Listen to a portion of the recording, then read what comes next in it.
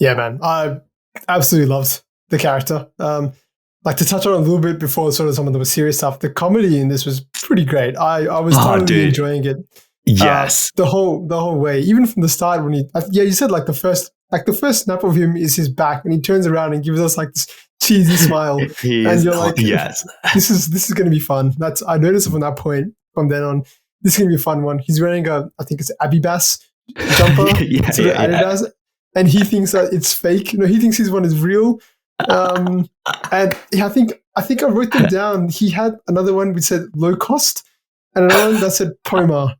Now, if anyone knows where to find these shirts, let me know because I'm happy to fork out a bit to get these because they were cracking me up every time I saw them. Happy to rock them. Yeah. Then he had the Santa Claus thing. I was like, dude, so good. So cracking good. up. It was so that funny. Scene where all the villagers take him to the hospital and then the hospital guy, the doctor's like, we don't want carols. And they're like, no, Santa Claus has been hit by lightning. Yeah. Hello and welcome back to another episode of D54. I'm Amit and I'm joined by my main man, Sunny. Hey guys, how's it going? Oh, well, man, getting my superhero on because today we're reviewing, I would say, one of the most highly requested movies that we've had on this podcast so far. Like it's come at us from all angles. I think from I think when we reviewed RRR the first time, we had comments of people talking about this. People from the Reddit forum have asked me to review this movie. And then we had some comments even in our previous video and other ones talking about this movie. So Minnal Murali, the 2021 action adventure comedy, but for us, probably more superhero. That's the genre that fits in for us. Yeah. And this is such a different take, man. I've not seen a movie from another. I mean, I might have seen them, but they don't come to mind straight away, like other country superhero movies. So I can't think of a single one. Yeah, this is unique. I know there was some stuff from India as well. There was a movie called Krish that came out like back in the early 2000s, I think, which was really popular. Wow, from Bollywood. I think that was Bollywood's first superhero movie. But I see that and I quite enjoyed that. But this movie is a high standard, I would say. Krish, like that movie was great and you can make the argument that was better, but for me this does some stuff which is just fantastic and we're going to get into that and I'll break it down like we always do.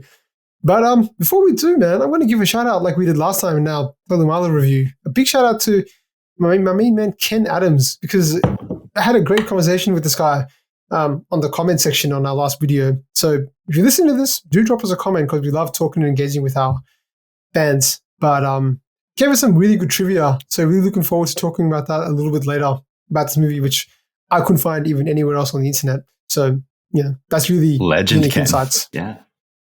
Ken, you're great. But let's get into this, man. I think the best way to do this is just go through the character arcs because we could go through story by story and was thinking before about, phase, Act 1, Act 2, Act 3. But I think we just follow an individual character's journey and link that back up. Yeah. That's good enough. Let's start with our main man, Jaison. Jaison, I hope I'm pronouncing that right, but played by, our favorite actor, Tovino Thomas. Yeah. Love this guy. Did fantastic. But Sunny, what did you sort of think, man? I'll talk to you straight away about, you can go anywhere you want, man, with this favorite scenes or overall arc or whatever you want to go, man. What do you think of this? All right. Maybe I'll go with overall arc a bit quickly and we can get into maybe details of specific scenes, but like this is so well done. And I mean, at the outset, you could say that it is almost a traditional superhero arc, but it's just done so well and so uniquely that I think it just feels completely refreshing compared to the other superhero arcs that we would have seen in Western cinema, right? I thought the Jaison character just starts off as this really arrogant dude who basically his ambition is to get the hell out of this village and wants to go to America and make it there as a tailor, be in the, big smoke. And hopefully that will convince, I guess, his girlfriend at the time that I forget her name to like her family will then let her marry him, essentially. And then he has this rude shock that actually she's engaged to someone else, which I thought is just revealed randomly and hilariously. And he's obviously heartbroken by that.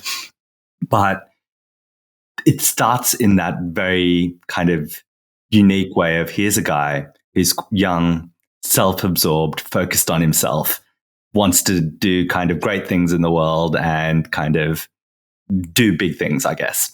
And then he has this big lightning strike. And, his first instinct when he decides he's got these powers isn't really to save people's lives. No. He's kind of like showing off at a carnival, winning all these prizes.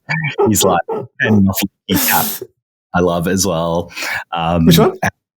He's like, hears like leaking taps in his house. Yeah. Like, turns that off, and he's like, overwhelmed by all this sensory overload that he's got.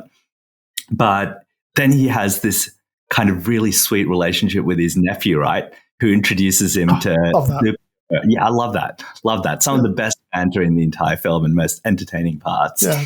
And he kind of, discovers his own powers. And there's a big turning point in this film. That is when he discovers who his real father is, right? He realizes his father was, in a way, a hero himself for saving people from a fire. And that then kind of gives him this sense of purpose and sense of a greater destiny beyond just making it big himself.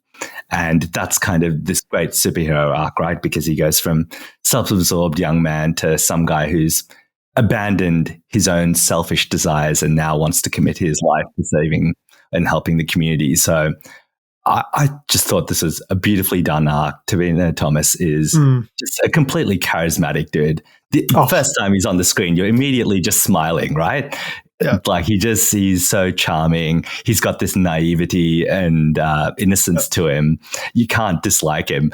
I also just love how he enters on the boat in the first scene to the village. Do you remember that? He's just like standing at the front of the boat in this bright fake Adidas clothes. And like everyone is looking at him like, who is this guy? They're all wearing like muted colors. And he's wearing these like flashy green jumper and like walking around like he owns the place. Man. And, he's doing it for himself. But, and contrast that to the end, right? When he finally becomes the Minnal Murali character. And again, he's unique and standing out and people are watching him.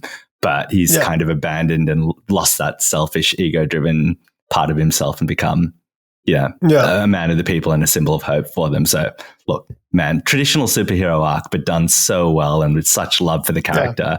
It's hard not to just fall in love with the Jaison character. Yeah, man, I absolutely loved the character. Like to touch on a little bit before sort of some of the serious stuff, the comedy in this was pretty great. I was totally enjoying it.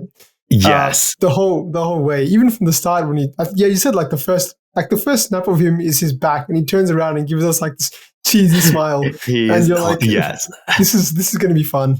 I noticed from that point. From then on, this is going to be a fun one. He's wearing I think it's Abibas jumper, Adidas, and he thinks that it's fake. He thinks his one is real. And I think I wrote them down. He had another one which said low cost, and another one that said Poma.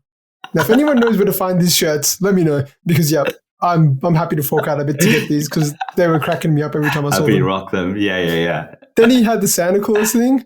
I was like, dude, so good, so cracking good. Up. It was so that funny. Scene where all the villagers take him to the hospital, and then the hospital guy, the doctor's like, "We don't want Charles," and they're like, "No, Santa Claus has been hit by lightning." Yeah.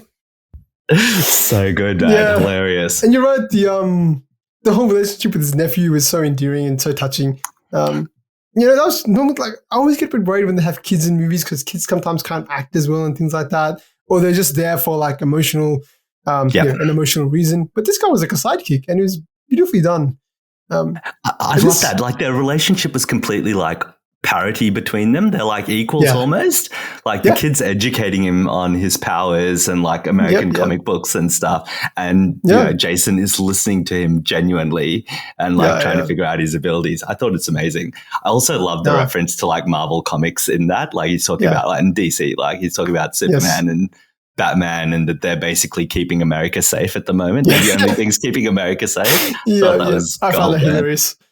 No, I found that hilarious. It is good because, like, even in that, I think it's one of the first key scenes when he's realizing he has the power to do something, and I think so. He's just told about his father's adopted him and all that stuff, and he's seen that the cops beat him like on the chest or something like that, and he goes there, and the first thing he does, he grabs his nephew, and he's like, he asks him like, "Hey man, what do people in America do in this situation?" And it's funny, but at the same time, it's really sweet. It's like, it is very sweet. This kid means a lot to you, and I love that dynamic. It was great.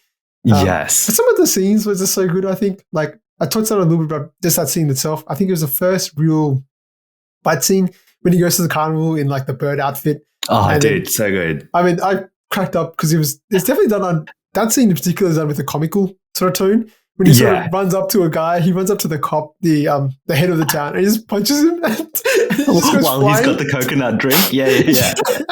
And then a girl walks by and grabs the drink off him. Yeah, found that hilarious. Yeah, so good. Really good touches of comedy. And they can't do anything to him. There's another one like that. I think the first time he pushes his brother-in-law, and he just goes flying. And through the well, like, He goes through the well, and I'm just like, this is hilarious. So a lot of stuff, good stuff to like, but I know more like just that the stuff I really appreciate about this was that we got a perspective which I've never seen before from any movie, any superhero movie at all. Like this movie took us to a place where the concept of superheroes don't really exist like it exists for us. But like, I think he asked the first question, like his nephew's telling him about superheroes, and he's like, what is that? I don't know who Batman is. I don't know who Spider-Man is. I don't know who are these fellas? For us to watch that, it's kind of like, wait, what? How does that even register? Like, we can't even imagine a world without knowing what the concept of a superhero is. So it takes us into this unique world where it's like, but there's millions of people like this in the world. Like, just because we're like that, it's great to get that exposure. We'll touch a little bit more about that later when we do a bit of comparisons between this movie and the traditional movies that we've seen from Hollywood.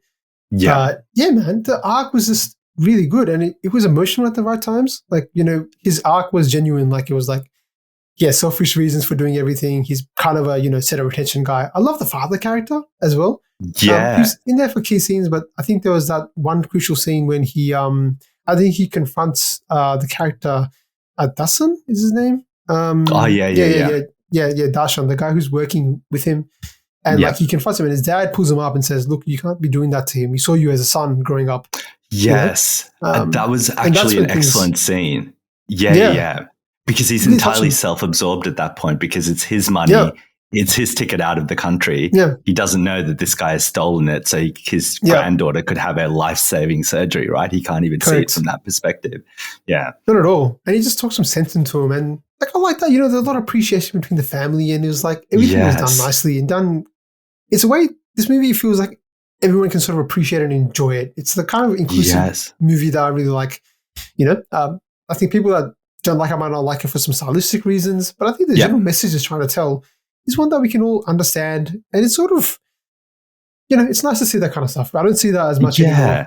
It's, it's 100%, and it doesn't come across as corny or anything either, does it? No. Like, it feels genuinely sincere in this world. Yeah. Right? Like, it's completely believable. And I just love the sincerity of that, and putting these messages in there rather than just having, fake drama, right? Because that could just escalate into something more. But no, they kind of wind it back and have good messages that are delivered with great sincerity.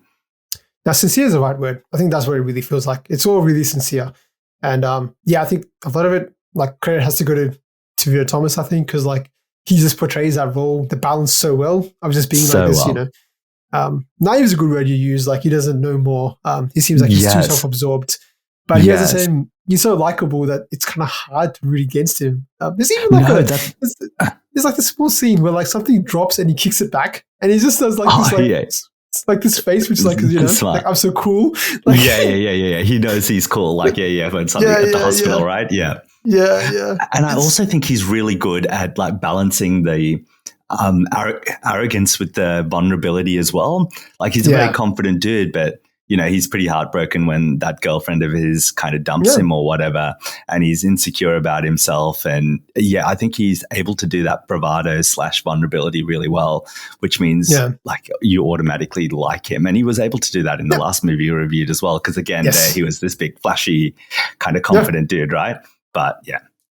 I wish I bet he wish he had the same powers in that movie though. Because he dominated, absolute domination. Crossover.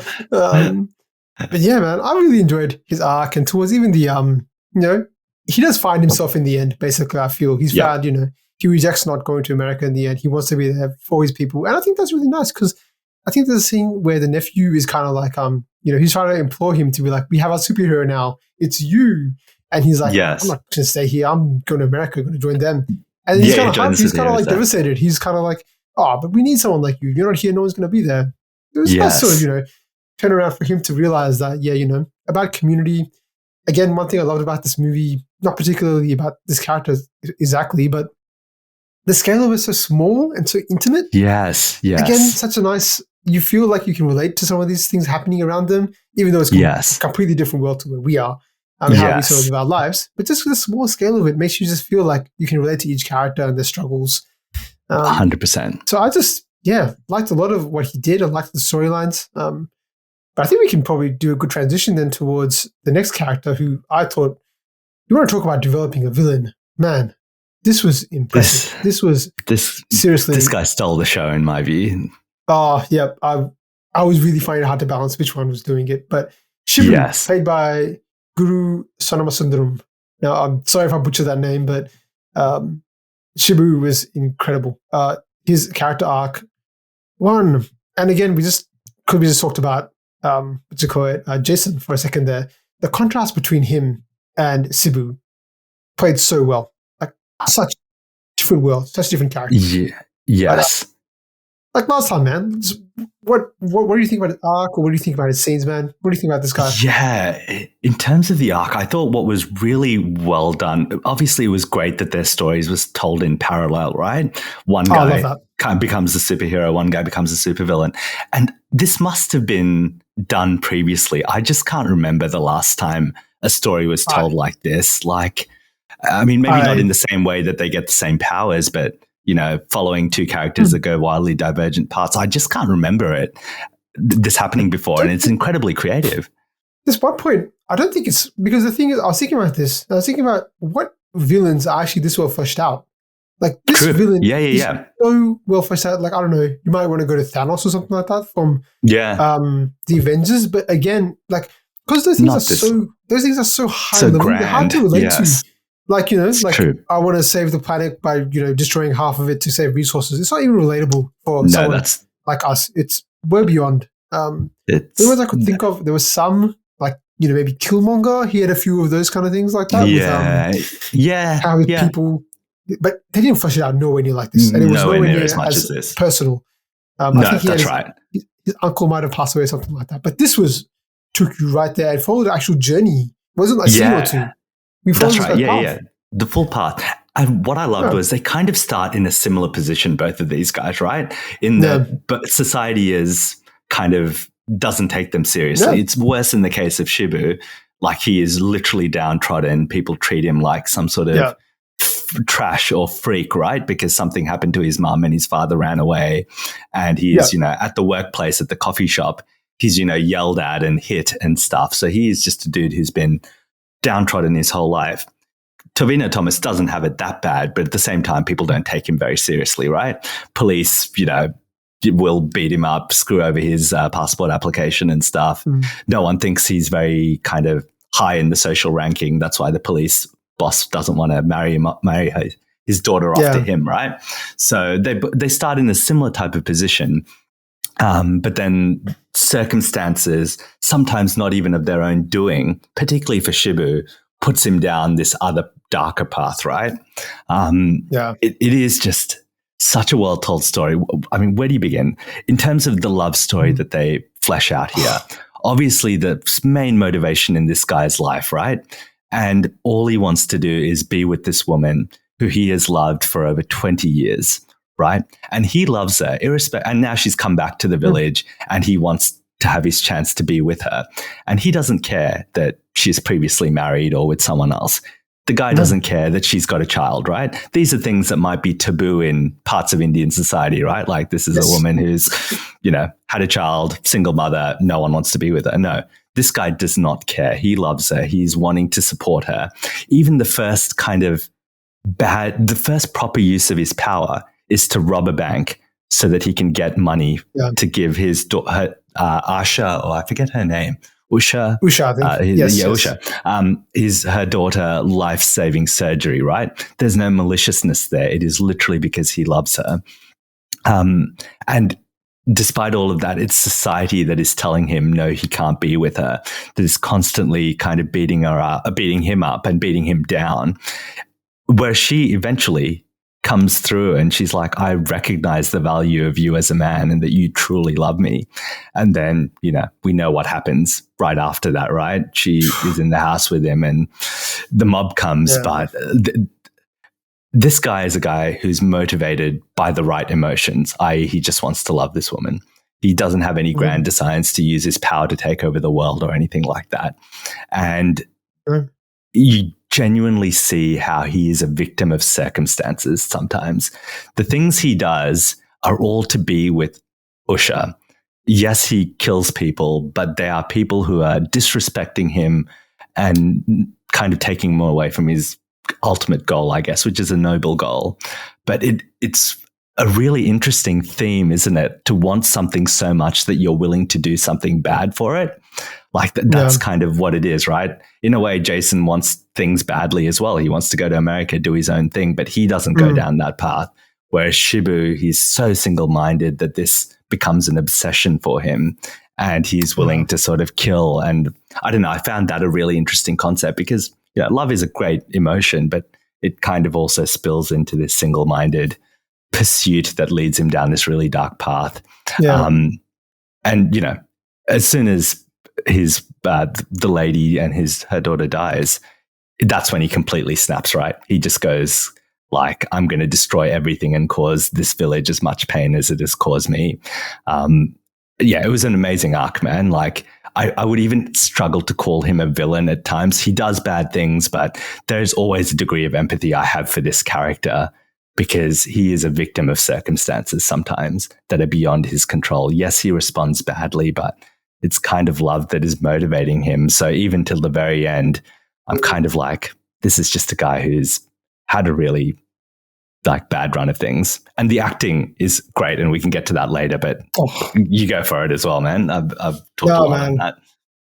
No, definitely, man. That's some really good points. And the way they show this guy is he is so broken. Like he's had nothing in his life, man. And they did such a great job of showing that. Like he's actually almost outcast. He's belittled the whole time. True. From the first scene, right? Like the first scene we see of Jaison is like him, being flashy and grand. The first scene we see of Shibu is him getting slapped in the face or something like that because he's late to his tea school. Good point. And they're abusing him. So he's put down consistently. And the way there's a small scene that they had where at the wayside he lost his wallet or something like that. Yes. And then the police officer making fun of him saying, what's in the wallet anyway? Not like there's money in there. A small scene, it cuts back and it shows us what's there. It's nothing. It's a broken wallet, torn in half. It has a picture of her. That's all it has. And it means so much to him and he finds it. He's actually overjoyed by that. So you're right. It's very single-minded. But this guy, they explain it later as to why, it is the case. But he's had everything in his life basically taken away. He's been belittled. Apparently they were making fun of him because of something happened to his wife, to his mother or something like that. I think that Ashan character she went mad or something. Yeah, she went crazy and he was making fun of him. So he's taken the hits, man, over and over again. When the one time comes that he finally has a chance to be with her, there's another guy out of nowhere who's interested in her. So he's having to even fight, even at this point, just to sort of, do something really noble and really genuine, which is just give her love. He doesn't care about anything else. As you said before, he doesn't think about all the other things around it, that she's divorced or she's left the other guy and he's cheated on her and all these things that might come about. He just genuinely wants to just be with her. That's all he cares about.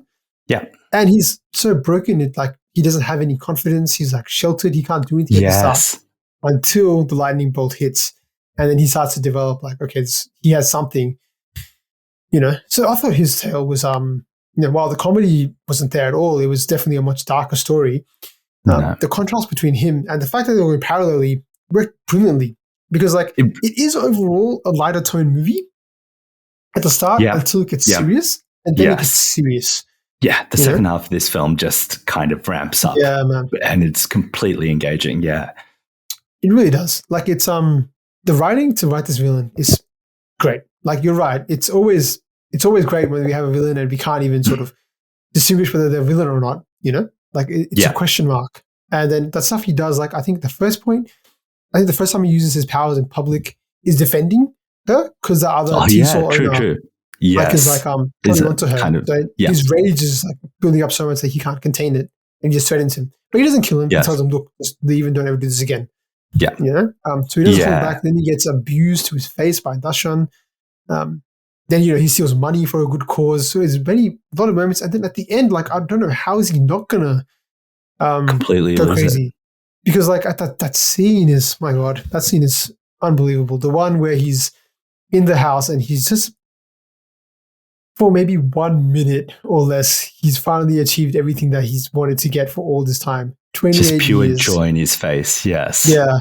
I've been wanting this moment. She doesn't know about it. She sees the picture and she just accepts him and asks him, will you be with me? And he's just so overwhelmed and so overcome with emotion that, man, how can you not do? In some ways you ask, like, how can you not do what you already did considering your circumstances? Yeah. It's completely rational if you look at the logic. Not that I'm condoning burning down an entire village, but the way it's written, but you can empathize with it, right? Yeah. Can. Yeah, you definitely can. It's from knowing about what the character's gone through, you shouldn't be surprised. It's definitely something that's called for. And one more thing I actually loved about it was like we talked a little bit how they run in parallel, but like mostly there's some interaction between the villain and good guy, like the protagonist and antagonist during the movie. These two are completely separate. It's almost like they could have been separate movies in themselves, and which is what I think, honestly, a lot of modern day movies would have done, and not have them go parallelly. But then, if they make them go parallelly, they'll make some connections or intertween them somehow. They did a little bit in this one, with the bank robbing, and he blames it on Murali, Jaison at the end. So stuff like that. But I absolutely loved the arc. The acting was phenomenal, man. Like the way he conveyed this guy's acting is so good. Like he had to, like you could see that joy on his face at times. It just like washes over him, and he has this smile of pure happiness. Like, and then you have like where he's completely dejected, but he's smiling, and he's thinking about doing something or like getting revenge or something, and it's just it's indecipherable exactly what's going through his head. But he's about to go nuts on someone or do something. But just the mannerisms of this man, the way he kind of carries himself in a downtrodden way and then changes to this kind of villainous role. I think that scene in the tailor shop with Dasan is just like a beautiful illustration of the range of this guy, because he kind of, Shibu walks in and he's really hopeful, right? He's going to ask this guy for his daughter's hand in marriage. Yeah. And he's got all this hope in his heart because he really loves her and he can look after her. And he's about to give Dasan some money and help him out, right, out of this tight spot. And Dasan just responds to him like, you don't deserve my daughter. Like, get out. Like, you will never be with her, someone like you. And you can just see the happiness drain from him, and he's dejected and he walks away. And then a couple of moments later, he comes back and he looks completely menacing. He is confident. He's got like ferocity in his eyes, and he's absolutely confident about what he's going to do next. And that is this guy, this father is not going to stand between him and the thing he wants most in the world, which is his daughter, basically. Just the range of emotions across that, couple of minutes is just brilliant, man. Like, blows me away. But it was absolutely amazing, man. And you've summarized it really well with that as well. Like, that scene itself was probably one of the best examples of that. Like, because even at the time when he's like, because he's done so much at this point, like, he's robbed a bank and paid for his daughter's, a daughter, who is she? It's not his daughter. It's the daughter he's, I think Dasan's like a brother or something like that. I didn't quite understand the relationship, who Dasan was. I think he's a father. He's a father to the He's a father, is he? Yeah. Oh, okay. Yeah, yes, of course. Yes, he's a father. Yeah, he's a father. Yeah. Yeah. But he's done everything to prove himself. Like he's, out of his own goodwill, he's doing all this just because he loves her so much. And then he sits down and talks to him reasonably, like, look, I just want to be with your daughter. That's all. Here's some money. I know you're struggling right now. Here's some. Take some. What reason do you have to reject me now? Like what reason do you have? But yet he still rejects him. And he rejects him in such a bad way. He like brutal, disrespectful, terrible rude person. Like the way he sort of talks about his mother going crazy and things like that. I was like, that's not on. That's really disrespectful. And that just highlights the kind of casual prejudice everyone has to this guy, right? Yeah. Like whether it's the police officers or whoever, they just constantly belittle him every time. I don't know how this guy's able to cope with it for so long.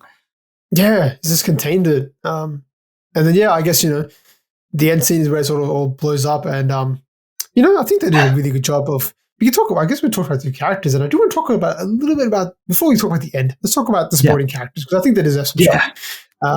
I think it's they've contributed in so many ways to the comedy. We talked about the nephew who we loved. Like, I got to give credit to this lady, man. Bruce Lee Bucci. That's her name. That's her name in the movie. They actually call her that. I thought it was like a name that they're kidding around with, but it looks like that's her actual. In the casting, she's named that, played by Femina George. Who she might be my favorite Bruce Lee. Yeah. I think because the romance side on the relationship between Jason is a little bit less than it is for Shibu, I think. But I thought that was really cutely done, man. I enjoyed every scene that they were in together, and it was just a nice story. Like both got rejected and the other two got together, which is so random. So random. It's a small village, so I guess like maybe these things happen. I don't know. But I wish there was more of her, man. I thought she had like she was obviously a strong character in terms of physically can look after herself. She was also very generous and kind, but she also had really great chemistry with Jason as well. I was like, man. And she got her little moment at the end where she stopped the explosion, but I would have loved more of her.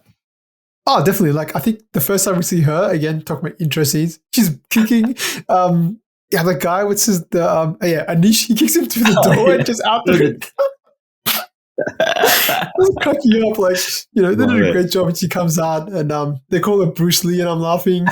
All the scenes in the dojo are pretty funny. She's a great character to just have on the side. She was great. Dawson played his role was not great, but he played it really well.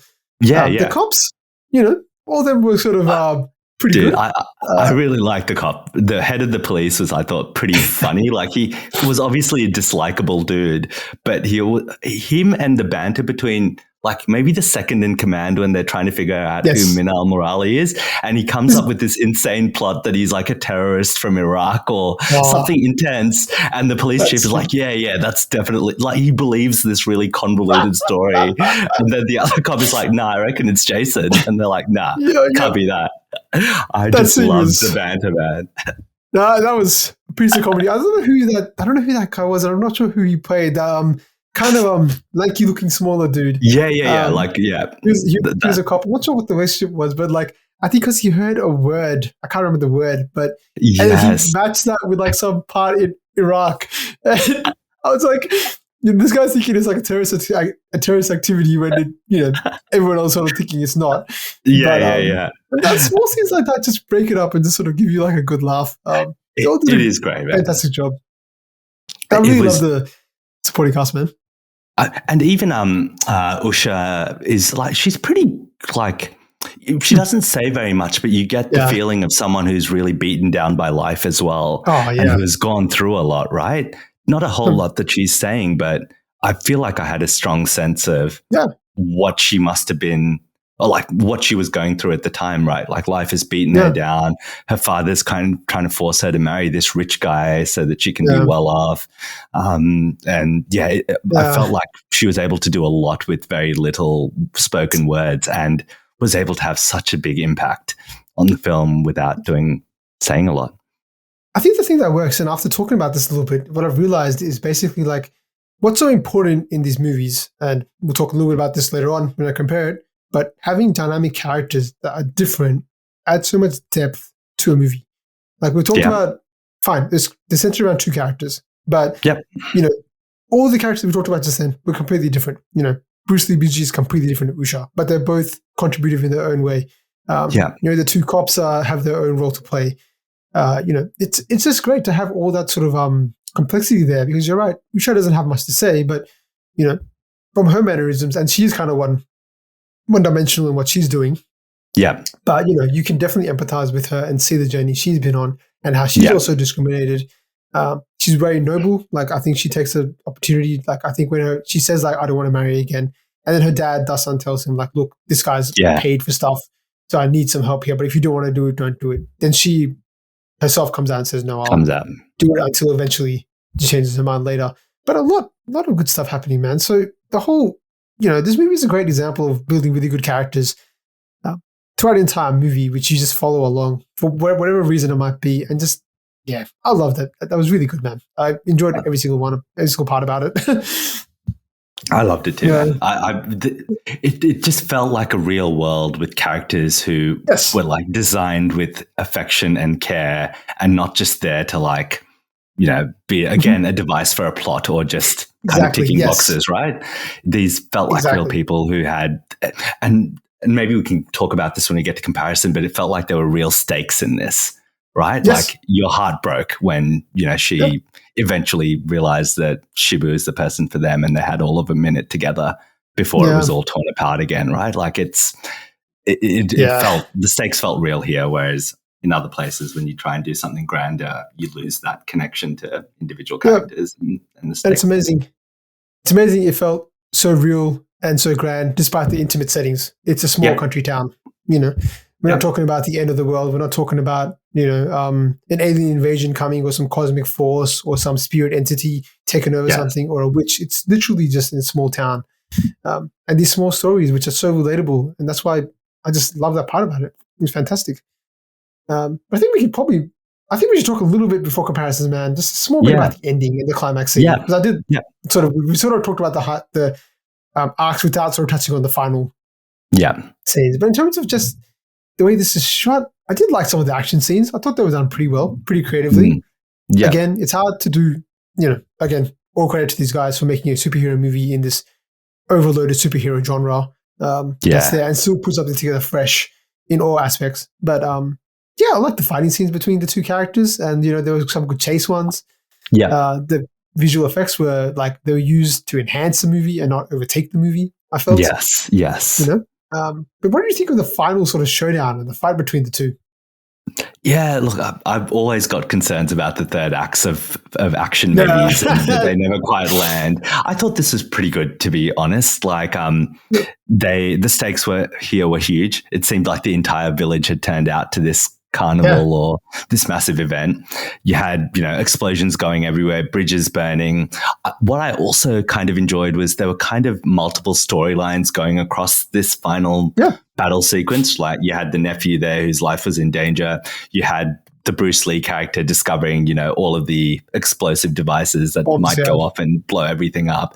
And then, of course, you had the big kind of reveal of Minnal Murali in his full attire, kind of going up against the big bad. I thought the highlight of this performance was really just Shibu going full villain finally. Like, he starts off with red balloons and a black hood on. He's got this like maniacal smile on his face.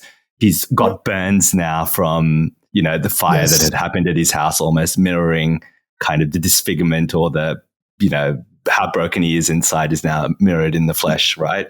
And there's a scene where he's just sitting like a crazy person on a boulder, just laughing, just crouching on a boulder, laughing maniacally. And you just get the feeling that he's also in complete command of his powers now. Because I think earlier in the film, when they first have their little battle, they're both kind of figuring it out. Neither of them are going hard at one another, right? Here, he is in full command of his powers, and Minnal Murali is in full command of his powers as well. And so there's some, I think, great sequences in this. I think when Minnal Murali rocks up for the first time, he's standing on the bell tower and everyone's looking up at him. as the hero that they've waited for. There's like this guitar riff playing in the background. Oh. I think like that's like a great reveal and just wasn't corny at all. It just, I got goosebumps watching the reveal there.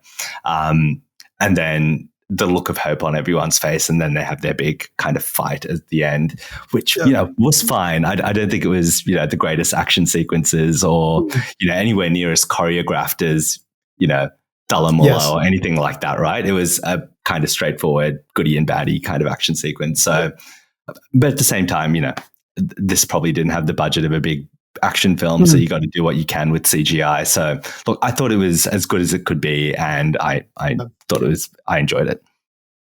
Yeah, I'm pretty much in the same boat. I did like the costumes as well. They look pretty cool, and Shibu's like scarecrow costume. That's that mask that he has. Yeah, that's early on, I think. But that's scary, dude.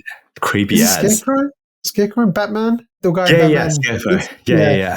But I mean, this one, like, I hate to say they ripped it off because they might have got some reference off that. But look, it makes sense where he is. He's in a village, for Christ's sake. Like, and it's on the Scarecrow. So, like, it's not like he's pulling out something that doesn't exist in their world. High-tech nano armor gear or something. Yeah, exactly.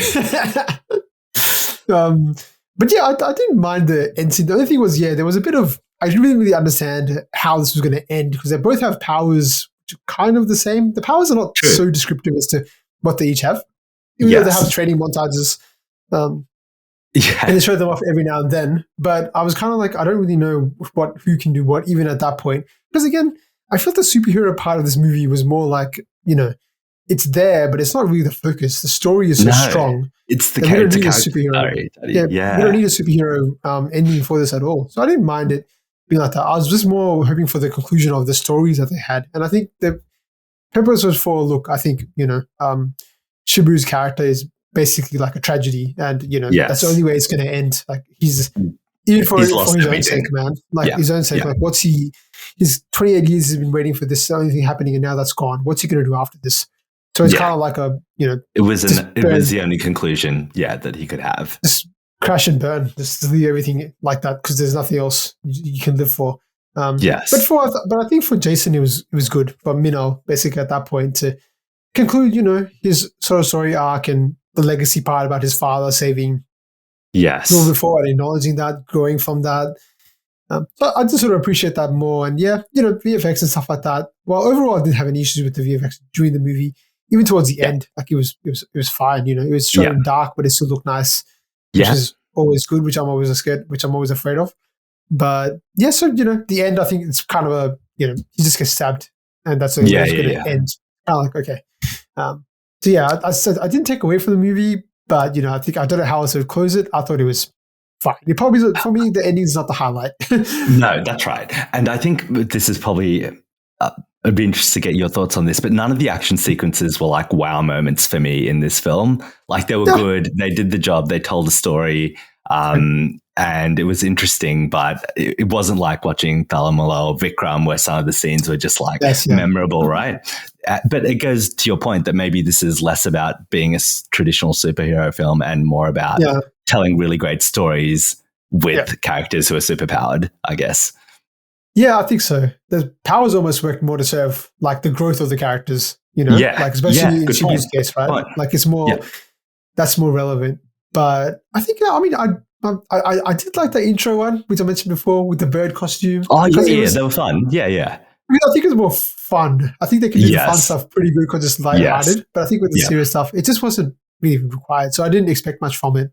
It gave me so much satisfaction just seeing these characters' arcs and like, the powerful scenes they had between like Tovino Thomas's father or like, Shibu's and Usha's, final ending. Those scenes were more powerful, I think, than actually, what we got at the final scene.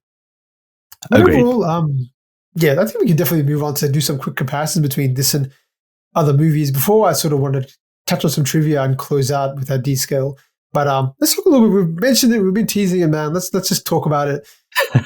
We watch superhero movies. We watch Marvel. We watch a lot of stuff out there. And there's a time when Marvel was like, everything. But it was everything.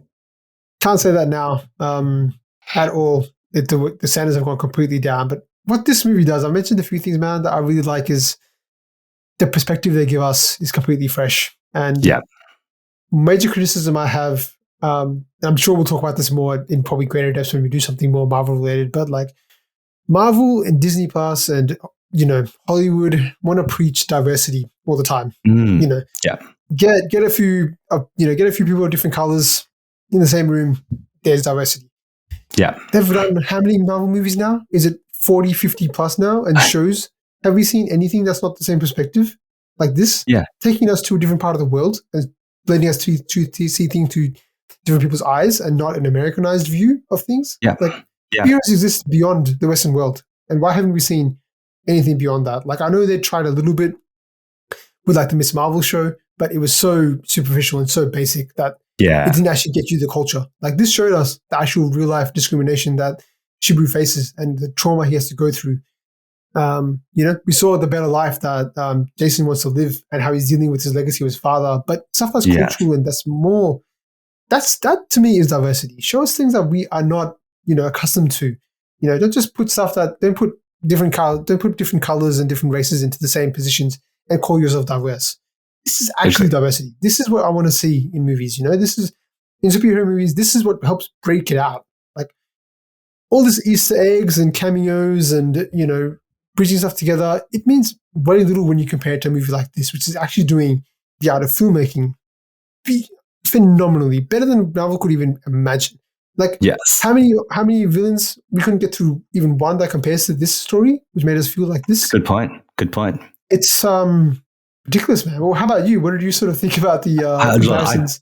I completely agree with you. And 2 points I'll make, and you touched on at least one of them before. Firstly, I think, and we harp on this, I think, a lot now because of how much oversaturation there is about Marvel, but telling a simple story with compelling characters, right? Yeah. There's nothing complicated here. There's no intergalaxy travel or multiverse stuff going on. There's no Easter eggs to other things. The things people want is they want to be entertained. They want to be invested in characters that they can relate to, and they want to laugh and feel emotions, I think. And if you can tick that, you've made a good movie. I think maybe Marvel films have forgotten some of that. They're being too complicated, too cute, and need to go back to the basics on this. And this is not a basic film, but it understands what the audience want, and that is tell a compelling story with interesting characters, and that will carry you if you can deliver on those. So I'm just in awe of the quality of storytelling here. This is a well-told story that will grip you from start to end. And that is something, the West can learn from, whether it's Marvel movies or general movies as a whole. The second thing, which you touched on earlier, was just this local storytelling, right? Yeah. Not everything needs to be a world-ending threat. This is a story told entirely in some village in Kerala, and it doesn't try to be anything more than that. No. The characters' problems here are all confined to people in this village. The villains and the heroes are confined to this village. Yes, the Tovino Thomas character wants to go to America, but all of his life is in this village. And the time they take to flesh out this place, I was, again, just really impressed by. Yeah. You get a sense of the lives that people live here, whether it's Shibu, the people who own the tailor shop. You get to see where people hang out, like at that coffee shop, right, where they're all gossiping about various things. And you see that this carnival is the big thing that brings people together over the course of a year. You focus on several characters, whether it's the two main guys, Usha and her child, Jaison and his family, the police force and all of that. Yeah. The small scale of it really appeals to me because I think you get time to build the characters, you set the settings, and as I was saying before, it feels like what happens matters, right? Like in a big Marvel film, buildings are being destroyed, people are dying, I feel nothing because none of that means anything to me. I don't know who's dying, I have no investment in any of that. Here, when people die, even when Dasan gets killed, like, you feel something, right? Because he was trying to look out for his daughter and her child. Like everyone means something and is created with love and affection and a desire to be like real people. And I just really appreciate that, man. And it makes everything. It makes you invested in these characters and makes it feel like what they're fighting for is actually worth it. And going small scale, I think maybe, there's something to learn from that. Yeah, exactly right. I think like if this had been done from like a Hollywood point of view, it would have been framed around how there's a superpowered being in some small town somewhere. Let's pull him into the Avengers. Yeah. Let's drag him out of his small world and put him into this bigger thing and make it a bigger story and make him fight this space alien from, that has powers completely out of this world, and he has to fight a magician on the other side and team up with someone. He's not even saving the state of Kerala or the country of India. He's still always just in this village. Exactly. And he's content being the superhero of that village.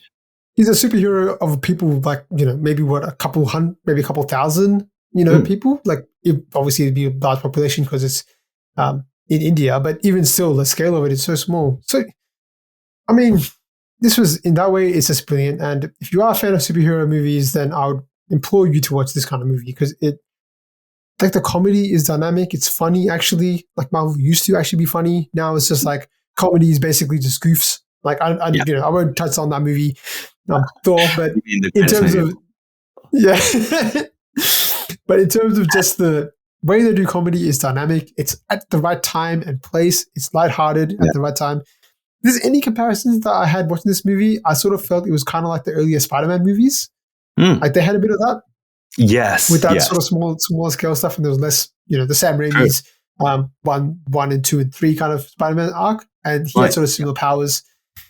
They were kind of the ones that were similar to it. Like nothing from now. Now there's nothing at all which is even comparable to this movie. But 100%. I definitely enjoyed. There's certain thing I like about that sort of feel, which this movie does. Yeah, 100%, man. And can I also just say, it didn't feel like a Western superhero in an Indian town, right? No, this felt like a uniquely Indian superhero, right? These guys are walking around in their lungis, wearing, sandals as they're running at, breakneck speed and all of that, right? Yeah. This wasn't just a rebadged Captain America or Spider-Man or Iron Man, right? This felt like an Indian superhero film, not just a Western superhero transplanted into India and trying to do the same thing, which I really appreciated because, I don't know, the thing that you find about superhero films is you want to relate, you want to, be that kind of person. And maybe people watching in India can be like, oh, here's a superhero that I can be like maybe, or, like it. And it appeals that. The other brilliant thing about this is actually original. This is not based off a comic. No comic, right? Nothing. I don't think so. If there is, then please someone correct me. But I don't think this is based off a comic or any kind of reference. So this is actually a writer got down and wrote down a complete arc. I can see 2 writers here, Arun Anirudhan and Justin Matthew. And I'm sure the director, we've got to give props to him, Basil Joseph, did a fantastic job. But like these guys got together and put together something actually original and local and didn't copy off anything. They made it. You're right about how they show the city. Like I think there's like the town. Like they travel by boat everywhere, which is beautiful to see. Yeah. So you're showing the beauty of nature, showing the beauty of your town, and that's stuff that I want to see. Like that's unique. Take me to a part of the world that I have not seen before, and let me see that side. Marvel have no interest in that at all. Like it doesn't seem like it's even in their radar. So their changes are all cosmetic, but it's all basically the same plots rebadged. Yeah. Pretty much. So overall, man, I think we're going to a pretty good place with this. I'll just drop in some, before we get to that D scale, there are 2 pieces of trivia I want to talk to you about. And again, shout out to our main man, Ken Adams. Really appreciate it. But like he gave me this quote, and I'm not sure if word for word quote, but he told me that this movie was completed with budgets and resources, which is far less than what a single scene in a Marvel movie costs. So do keep that in mind while we're talking about this. And if that is the truth, which I can see it, like I don't know about a single scene. It depends what scene, I guess. But I guess the point overall is, like, this movie was not big budget. It was pretty low scale. And look at how it turned out. Because they put money in the writing and acting and not, CGI or stuff that people don't care about. Yeah. So that's a great piece of trivia. Amazing, man. And that's something really to bear in mind when you're watching this film, right? Yeah. Exactly right. Yeah, think about that for a little bit. And the other one was that this movie was actually delayed quite a bit because I think it was ready, or maybe it would have been ready by the time COVID had hit. So, in the darkest time of our age, it was meant to be for a theatrical release. And I could see this movie being a great theatrical movie because like the end scene was so, cool. So it wasn't released in the theaters? No, straight to I streaming didn't know. services. Right. That sucks, dude. This would have been Yeah, amazing in theater. this would have been Okay. so cool. I mean, the first superhero Malayalam movie, and it's on in cinema. Yeah. Really. Okay. So I think they held back for a few years because they were trying to push it into cinemas, but it was just getting too much. They couldn't hold back anymore. So yeah, that's 2 pieces of trivia, which is pretty interesting, man. But That's awesome. Yeah. So thanks again for Ken. I really appreciate that free trivia. And if you have any other notes about this movie in the comments, do drop it because we'd love to hear about it. Let's go to our D-scale ratings, man. I think we're both pretty high on this movie, but let's go to the ratings, man. So where does this sit on your D-scale, Sunny? This is straight up dynamic. No, dynamite. This is dynamite for me. It's also dynamic, but it's dynamite. Yeah. This just is so refreshing. This tells just a really compelling story of two very interesting characters. The superhero part is important, but it's the characters that will really draw you into this world. And I just loved everything about this. And I don't know if this is going to be a franchise or not, but I'm there for it. I'm there for Tovino Thomas continuing to play this character. And I think people will enjoy the hell out of this. Yeah, I'm right there with you. This is a very, very high dynamite. Like, I'm tempted to give this even dope because it was that good, but I'll keep it at high dynamite because I think it's just fantastic. I think we've talked about it at such high lengths already. Don't really need to go into it anymore, but it's done so well. I really would recommend anyone to watch this movie because the thing that I think I'm realizing, especially watching a lot of cinema from India, is that there is still good cinema out there. It's just not in Hollywood as much. Yeah. So that's sort of one thing. If you want to watch a movie with good writing and good plots and actually feel for characters and go through the journey with them, this is the movie for you. It's entertaining. 100%. It's fun as hell. Like we talked about the serious parts, but how fun is this movie? The comedy is great from the Santa Claus to... We didn't touch on how good the music is in this as well, but it just adds an additional wonderful element to this. It's upbeat at the right moments. It kind of elevates the film in so many places, but also gentle in certain parts as well, like the love sequences. Yeah. The score is amazing to this film. The score and music is really... I'm happy about that. The whole production value is amazing. Like the way it's shot is great, but the score contributes to that greatly. Like I think it's like... There are two that stick out of my head. I think it's one is like the song they're playing while, Usha and Subi have, got together basically for that final time. And it's playing this really lovely ballad. And you're just like, wow, it's this beautiful. is really adding to it. And the other one is a nice cutesy one when they go to the fair together with Bruce Lee and Minnal, Jaison. And they're basically, it's like a nice upbeat and you can tell they're forming a nice relationship. And it's done so much care. It's not there's no over exposition or overdoing of anything. It's just they just go on this nice, flow of a journey and you see them interacting together and it's just chemistry is amazing. Great. It's politics. It's a fantastic movie. Amazing. Yeah. Well, that'll basically do it for us, man, unless you had any final thoughts. Nah, we're raving about this. Yeah, we're raving about it. So that's it to everyone listening. Do make sure to hit that like and subscribe button. Helps with the algorithms and YouTube stuff. So we're really enjoying all the stuff we're doing. We appreciate all the support and all the listens. So eternally grateful. And Sunny, I will catch you on the next one. Catch you next time, man.